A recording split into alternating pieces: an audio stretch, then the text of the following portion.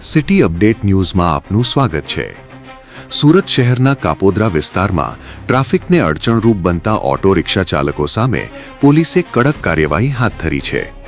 છેલ્લા કેટલાક દિવસોથી વિસ્તારમાં ટ્રાફિકની સમસ્યા વધતી હોવાની ફરિયાદો સામે આવી રહી હતી। આ ફરિયાદોને ધ્યાનમાં રાખીને કાપોદ્રા પોલીસ દ્વારા ખાસ ડ્રાઈવ હાથ ધરવામાં આવી હતી, જેમાં ટ્રાફિક નિયમોનો ભંગ કરતા અને ગફલતભરી રીતે રિક્ષા હંકારતા ઓટો રિક્ષા ચાલકો સામે કાર્યવાહી કરવામાં આવી। પોલીસે કુલ 15 ઓટો રિક્ષા ચાલકોને અટકાયત કરી તેમની રિક્ષાઓ પણ ડિટેઇન કરી કાયદેસરની કાર્યવાહી શરૂ કરી છે।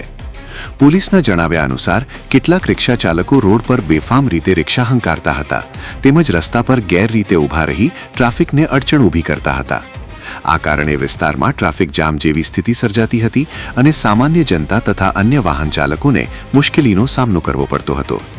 પોલીસે રિક્ષા ચાલકોને ટ્રાફિક નિયમોનું પાલન કરવા સૂચના આપી છે અને ભવિષ્યમાં પણ આવી જીપી ટ્રાફિકને અડચણરૂપ બનતા વાહન ચાલકો સામે કડક કાર્યવાહી ચાલુ રહેશે તેવી ચેતવણી આપવામાં આવી છે।